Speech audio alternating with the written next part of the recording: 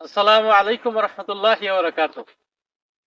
প্রিয় দর্শক, আজকে আলোচনা করব পুরুষের চুলের সুন্নত সম্পর্কে।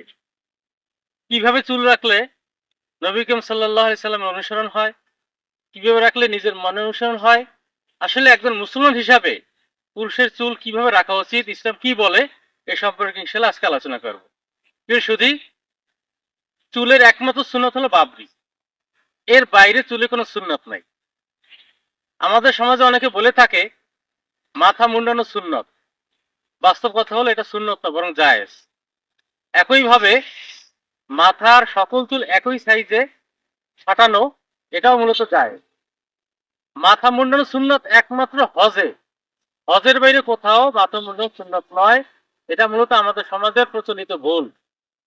আল্লাহ জাল্লাহ শানু আমাদেরকে চুলের সুন্নত ফলো করার অনুসরণ তৌফিক দান করেন। আসসালামু আলাইকুম রহমতুল্লাহ।